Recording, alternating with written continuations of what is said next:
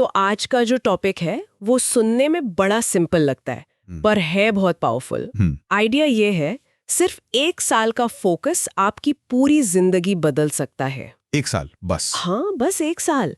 हमारे पास एक किताब के कुछ अंश हैं, 1 year ऑफ फोकस। आज हम इसी के आइडियाज को थोड़ा खोद कर निकालने वाले हैं कि क्या ये सच में मुमकिन है।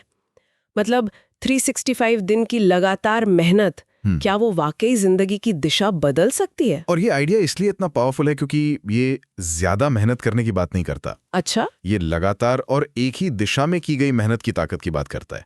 हम सब अक्सर ये सोचते हैं कि 1 हफ्ते में क्या हो जाएगा, 1 महीने में क्या कर लेंगे। हाँ, शॉर्ट टर्म गोल्स। बिल्कुल, लेकिन हम ये अंदाजा ही नहीं लगा पाते कि 1 साल के फोकस्ड एफर्ट से क्या कुछ हो सकता है। आज की चर्चा मतलब इसी कंपाउंडिंग इफेक्ट पर है। और सोर्स इसी की जड़ पर चोट करता है। बिल्कुल। उसमें एक बात कही गई है जो मुझे बहुत दिलचस्प लगी। लोग अक्सर कहते हैं मेरा फोकस कमजोर है। हाँ, ये तो बहुत कॉमन है। पर सोर्स कहता है कि सच ये नहीं है। सच ये है कि उनका धैर्य कमजोर होता है। ये सुनने में छोटा सा फर्क लगता है, पर असल में तो ये बहुत बड़ा है ना? बहुत बड़ा। कि जब नतीजे तुरंत नहीं मिलते, जब कोई तारीफ नहीं करता, तभी तो फोकस टूटता है। बिल्कुल बिल्कुल। और यहीं पर वो जो डिलेड ग्रेटिफिकेशन वाला सिद्धांत है वो सामने आता है। मार्शमेलो टेस्ट वाला। हाँ, वही क्लासिक केस है। क्या आप अभी एक मार्शमेलो लेंगे या 15 मिनट रुक कर दो? 1 साल का फोकस भी तो यही है। आज शाम की पार्टी या उस स्किल पर काम करना जो 5 साल बाद काम आएगी। एग्जैक्टली, वो दूसरा मार्शमेलो कहीं ज्यादा बड़ा और मीठा होता है। अच्छा, तो इसका मतलब ये हुआ कि फोकस तो एक चॉइस है, लेकिन उस चॉइस पर टिके रहने की जो ताकत है वो धैर्य से आती है। वो धैर्य से आती है।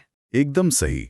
सोर्स में लिखा है कि आज का काम कल के लिए नहीं, 2-3 साल बाद के लिए है। फोकस एक मसल की तरह है और धैर्य वो वजन है जिसे आप उस मसल को ट्रेन करने के लिए उठाते हैं। वाओ! बिना धैर्य के वो मसल कभी मजबूत नहीं हो सकती। और ये इंतजार, ये 1 साल का सफर भी सीधा नहीं होता। सोर्स इसे 4 हिस्सों में बांटता है जो बहुत ही दिलचस्प है। पहले 3 महीने होते हैं उत्साह के, एक्साइटमेंट। जब आप कुछ नया शुरू करते हैं तो एक अलग ही ऊर्जा होती है। मुझे याद है जब मैंने गिटार सीखना शुरू किया था, पहले महीने तो मैं दिन रात उसी के साथ लगी रहती थी। हाँ, ये हनीमून पीरियड जैसा है। सब कुछ नया, सब कुछ अच्छा, डोपामाइन रश होता है। बिल्कुल। फिर आता है 3 से 6 महीने का दौर, जिसे सोर्स कहता है शक का दौर, डाउट, और इसे ही सबसे मुश्किल बताया गया है। यहीं पर खाई है असली। हाँ, इसके बाद 6 से 9 महीने बोरियत के और आखिर में 9 से 12 महीने आत्मविश्वास के। लेकिन उस शक वाले दौर पर वापस आते हैं। यहीं पर ज्यादातर लोग हार क्यों मान लेते हैं? क्योंकि यहीं पर वो शुरुआती उत्साह खत्म हो चुका होता है। राइट। और नतीजे दिखने शुरू नहीं हुए होते।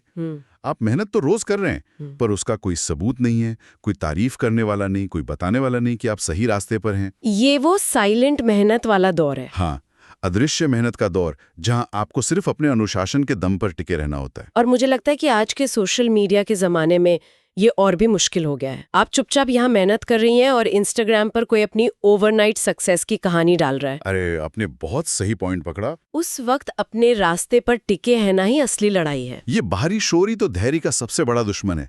उस शक के दौर में आपका दिमाग आपसे कहता है, देखो कुछ हो तो रहा नहीं है, शायद ये आइडिया ही गलत था, चलो कुछ और करते हैं। जो इस दौर को पार कर लेता है वो असल में जीत के बहुत करीब पहुंच जाता है। तो मान लीजिए कोई शक वाले दौर से निकल गया, अब आता है 6 से 9 महीने का बोरियत का दौर। हाँ, ये भी कम खतरनाक नहीं है ना? हाँ, क्योंकि यहाँ काम मुश्किल नहीं लगता, बल्कि उबाऊ लगने लगता है। बोरिंग।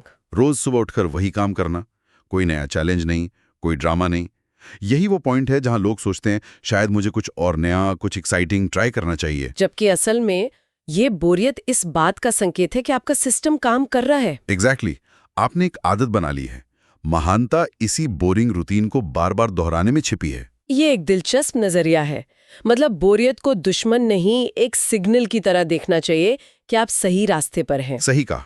और फिर आता है आखिरी दौर, 9 से 12 महीने का आत्मविश्वास का। जी, जब आप शक और बोरियत दोनों को पार कर लेते हैं, तब छोटे छोटे नतीजे दिखना शुरू होते हैं।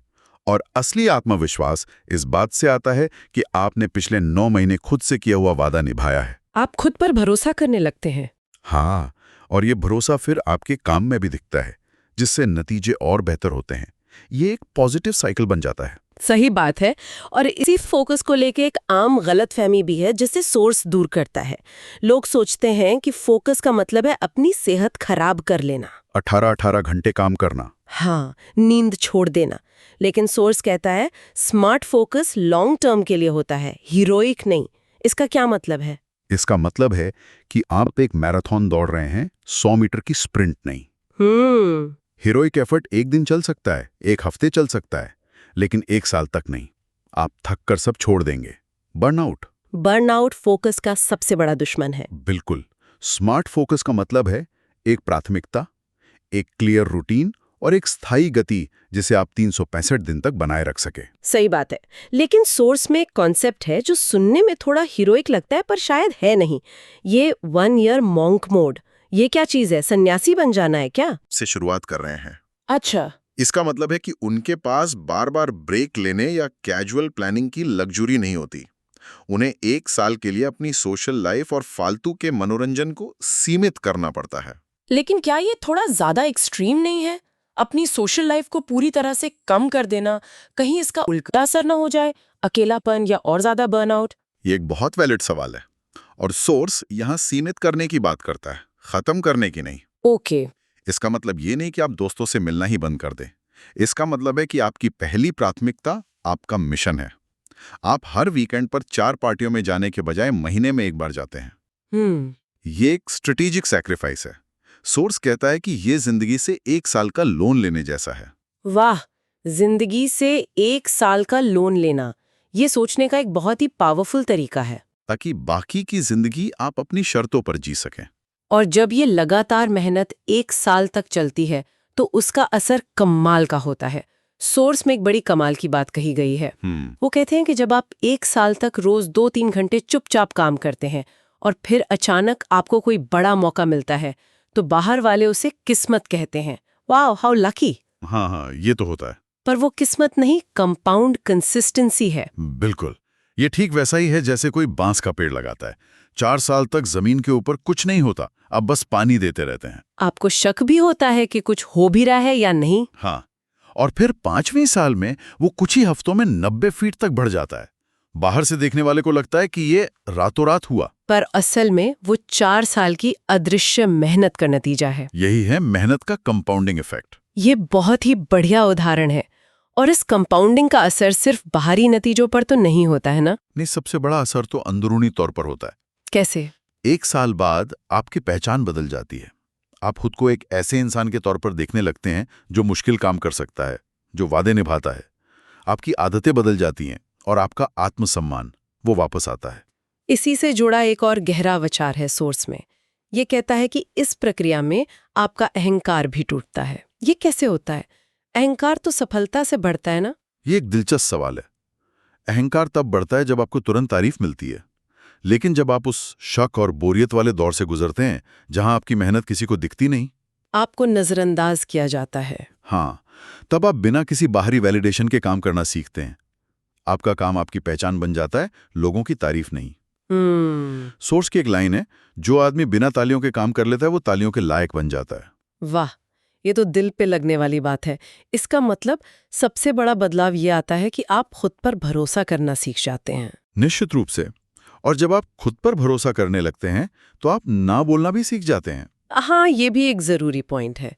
सोर्स कहता है कि जब कोई व्यक्ति 1 साल के लिए एक लक्ष्य तय कर लेता है तो उसे साफ साफ दिखने लगता है कि क्या चीजें सिर्फ समय बर्बाद कर रही हैं और कौन ऊर्जा खत्म कर रहा है। हाँ, यही वजह है कि 1 साल बाद भीड़ वहीं की वहीं रह जाती है और फोकस्ड इंसान एक नए लेवल पर पहुंच जाता है। भीड़ का पैटर्न क्या है? आज मोटिवेटेड, कल ध्यान भटका हुआ। वो हमेशा शुरू करते हैं पर कभी खत्म नहीं करते। हाँ, वो मुश्किल बीच का दौर कभी पार नहीं कर पाते। जबकि फोकस्ड इंसान का पैटर्न है, आज भी काम, कल भी काम, चाहे मूड कैसा भी हो। वो अपनी भावनाओं पर नहीं, अपने सिस्टम पर चलता है। तो अब तक हमने जो भी बात की, अगर उसे एक लाइन में समेटना हो तो सोर्स में एक नियम दिया गया है, बहुत ही सरल लेकिन शक्तिशाली।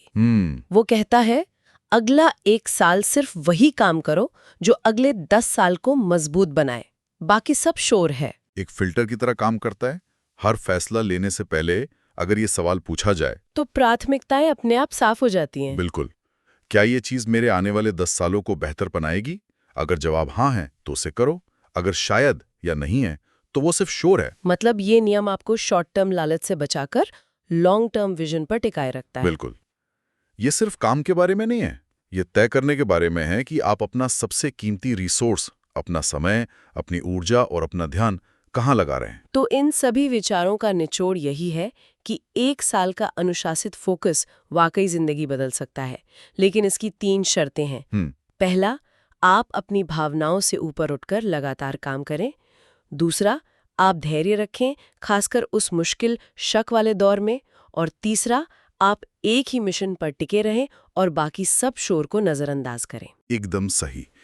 सोर्स का आखिर में कहना है कि 1 साल के लिए ध्यान भटकाने वाली चीजों से रुक जाओ। 1 साल के लिए अनुशासन को अपना लो और बाकी की जिंदगी आपके नियंत्रण में आ जाएगी।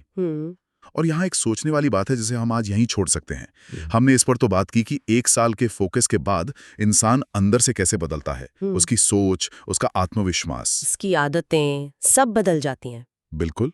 लेकिन सोचने वाली बात यह है कि जब एक इंसान अंदर से इतना बदल जाता है तो उसके आसपास की दुनिया, उसके रिश्ते और उसे मिलने वाले मौके वो किस तरह बदलते हैं। अच्छा, जब आप खुद की वैल्यू करना सीख जाते हैं तो क्या दुनिया भी आपकी वैल्यू अलग तरह से करने लगती है? ये एक दिलचस्प सवाल है।